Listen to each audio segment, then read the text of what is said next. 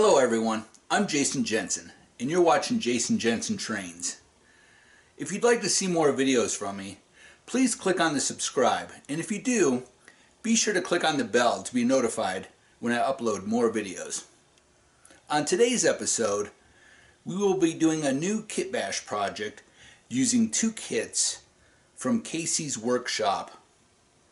We will be using Allie's Ice Cream Store and Goober's Garage to create a gas station and service station for automobiles.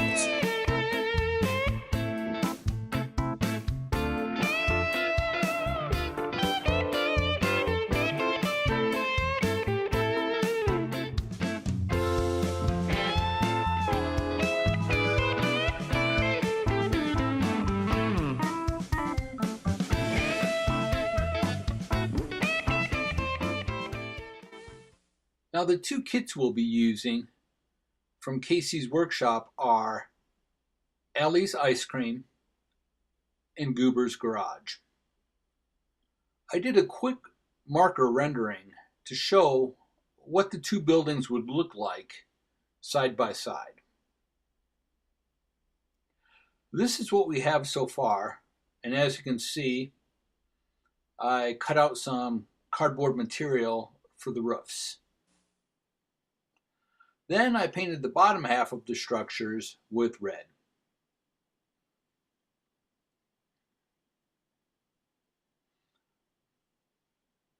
To create the center building that connects the two, there was a wall in the kit that I simply cut in half and used each half for each end of the structure.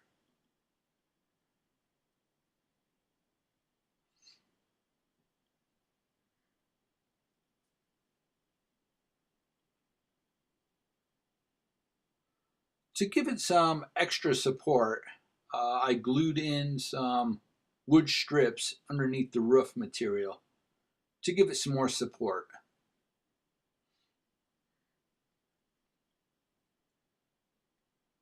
I then created a sign on my computer in Photoshop for the Goober's gas station. I printed it out and glued that on. I then found a Coke sign on the internet, drug it onto my desktop, printed it, and then sanded the back of it, and with white Elmer's glue, applied it to the side of the building. I wanted to give you a closer look at how I did this cinder block. I really wanted to give it a peeled paint effect. So I used a sponge and dabbed on an antique white over the top portion of the wall.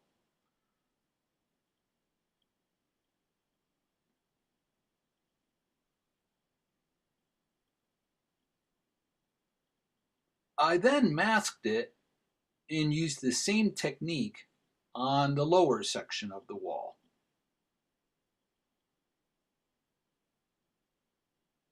I think it has a great effect. Next, we're going to apply tar paper to the roof. I simply used black construction paper and spray painted it using a gray primer. Now, don't have to worry about getting a solid gray. As you can see, mine's a little faded. I then cut it into strips and took 220 grit sandpaper and started sanding it. This just gives it a rough, weathered look. Make sure that you go in the same direction.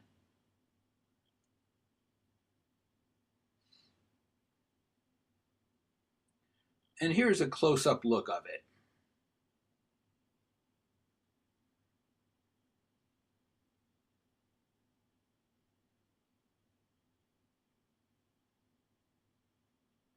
Next, I cut strips to length, and we will simply start to glue them all in place. I'm using full strength Elmer's white glue. I just simply start spreading some on, working in a small section because it does dry sort of fast, so you wouldn't want to cover the entire roof. I then spread the glue around using a regular paintbrush, making sure that all areas are covered with glue.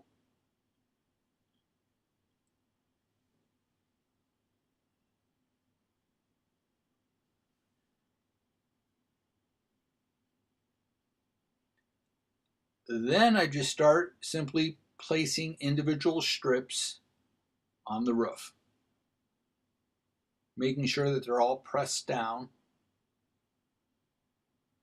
And with each row, make sure that they're overlapping each other just a little bit.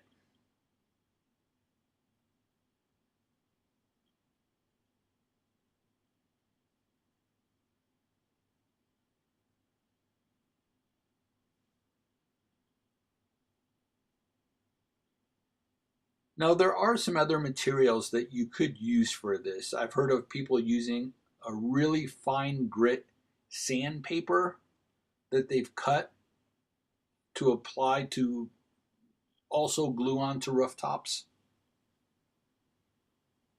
Again, don't put glue over the entire roof because it starts to dry pretty quick. So you just want to do a small section at a time.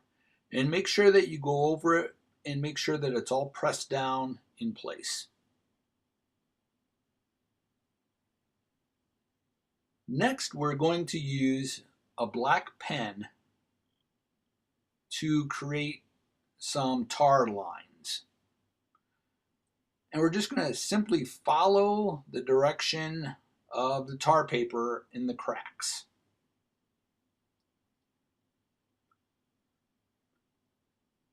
I think the more random that you go with this, the more realistic it looks. If it's too neat and clean, it might not look quite as realistic.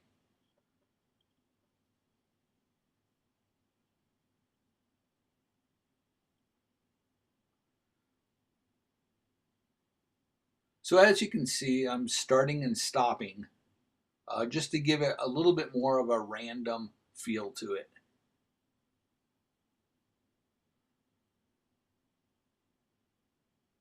And just simply go over all of the cracks between the tar paper.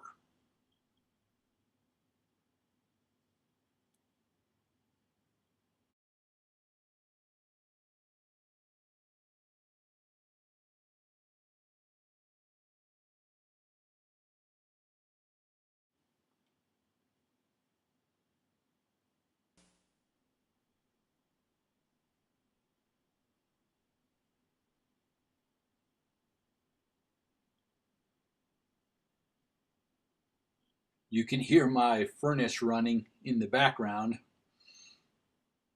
keeping me nice and warm. Next, we will go over it with some pastel chalks. So here's a close-up look of what it looks like when it's finished. Next, let's apply some pastel chalks to give it a dirty look. I'm simply scrubbing my brush over the pastels and brushing them directly onto the model.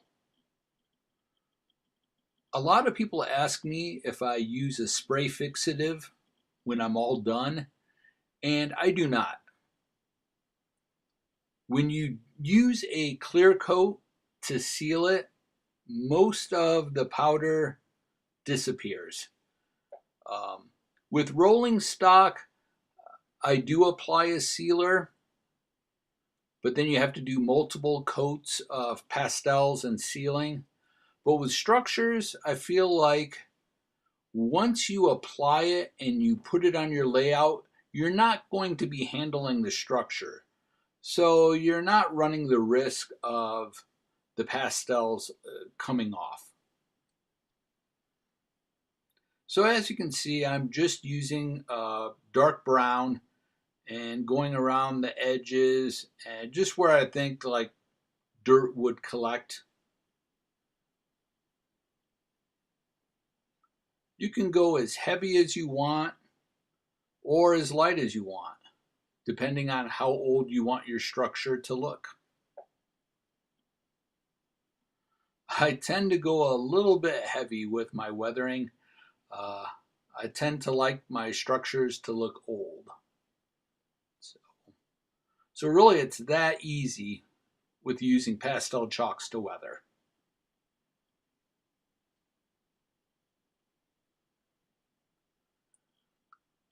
Next, I wanted to show you how I did some weathering on the sides of the structure, and then also how I painted the doors. I used a gray primer and sprayed them first, and then with a sponge went over the gray primer door with an antique white. I then used some brown and sponged it on the bottom, and then just simply brushed on some pastel chalks. Same with these signs on the side.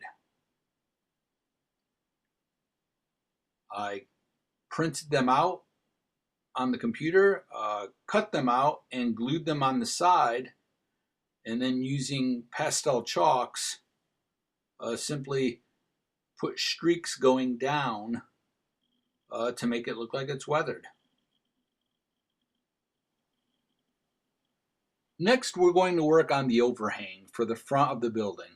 It's simply 2 pieces of wood with a thick frame in between the 2 pieces. And then we'll put sides on it also.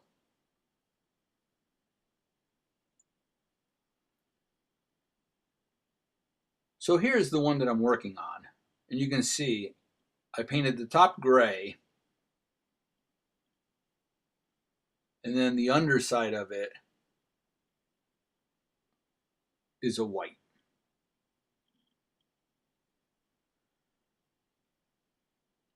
These are the sides that will be going on it, on 3 of the sides, the front and the right and the left.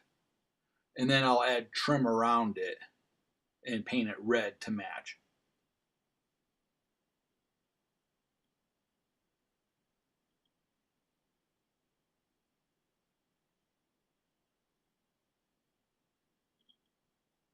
There will be an island under it and 2 pillars that hold it up.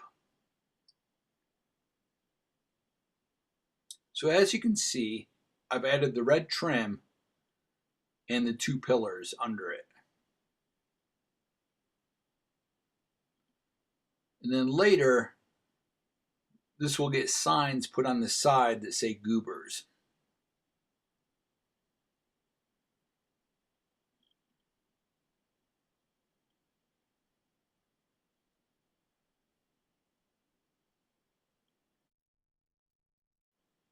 So as you can see, I've added a couple billboards on top. The first one is a gas sign. I simply made 3 A-frames and put some strip wood between them. Again, I used the sign that I created in the computer in Photoshop, printed it on regular paper, cut it out, and sponged on some brown burnt umber paint to make it look like rust, and then using pastels streaked it down to make it look weathered. And again, more strip wood.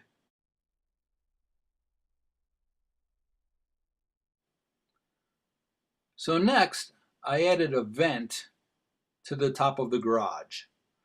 The vent is a small kit from Casey's workshop. Very simple and easy to put together. I think it adds a lot of interest and a lot of detail to any rooftop. So here's a close-up look at the finished model.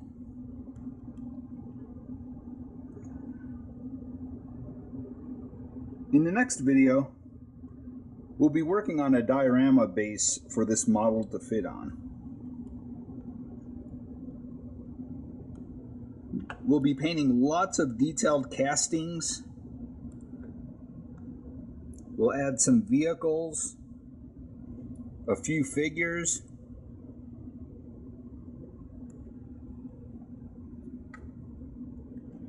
Let me rotate it for you.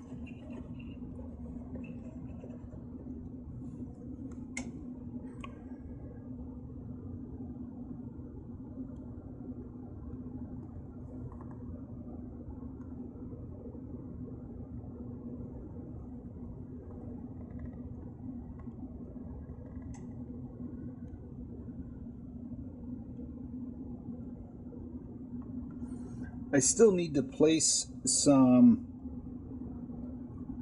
advertisements and signs in the front window. We'll do that on the next one.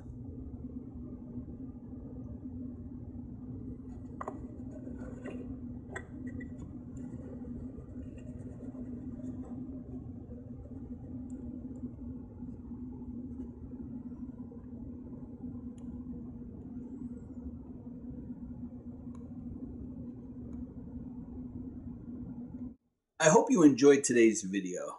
This is only part one. In the second video, we will be working on the diorama that the model fits on. Be sure to visit caseysworkshop.com. They offer both HO scale and O scale. If you liked the video, please click like and also subscribe.